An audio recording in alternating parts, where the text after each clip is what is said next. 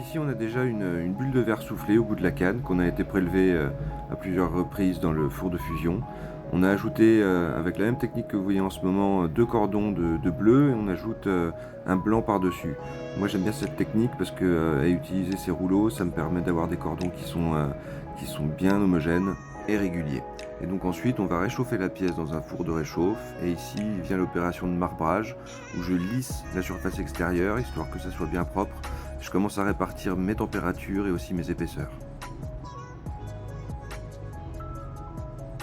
Ensuite vient l'étape du moule à cotte où je vais en fait souffler dans ce moule, créer des bosses et des creux.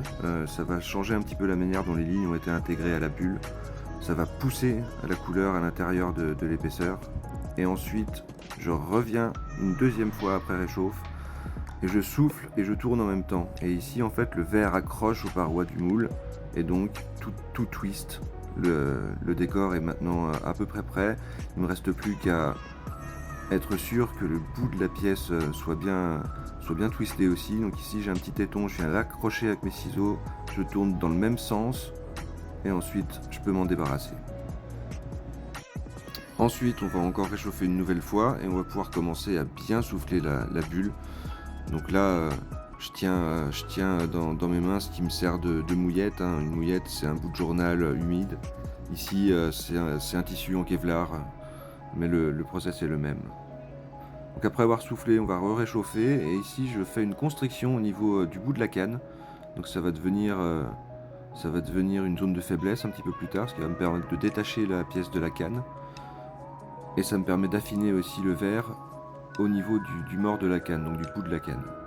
Je m'assure bien que j'ai la bonne forme, les bonnes épaisseurs, et que la pièce soit bien formée sur les deux tiers qui sont le plus à l'extrémité.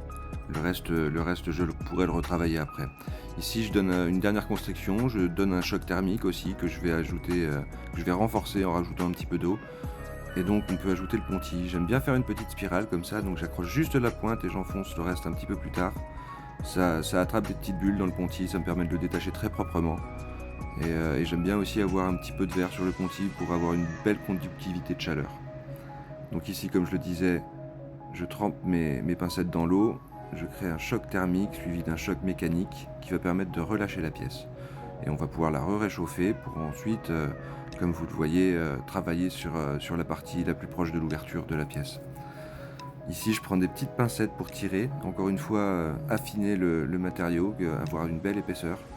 Ça va me permettre aussi de tirer la pièce pour lui donner la forme que je veux. Donc je vais déjà ouvrir un petit peu la forme, ça va me permettre d'accrocher la pièce avec mes fers. Et donc tout doucement, je donne une constriction, je commence à tirer pendant que l'assistant retient le petit bitonnier au bout pour le refroidir et pas qu'il s'écroule. Je refais une marque de tranchage un petit peu plus près pour que ça soit bien propre. Et je m'assure que la forme soit correcte. Donc là j'ai tiré un petit peu pour bien donner la forme de goutte d'eau. Choc thermique encore une fois, avec le haut des fers et ensuite avec les ciseaux. Et encore un choc mécanique pour détacher l'excédent dont on n'avait pas besoin. Ensuite ici je suis en train d'affiner un petit peu la forme du haut de la goutte. Je m'assure que tout est bien. Une fois que la pièce est finie, je vais la flasher dans le four de réchauffe une dernière fois. Et ensuite, on va la mettre dans un four de recuisson pour que ça refroidisse lentement jusqu'à demain. Et la pièce est finie.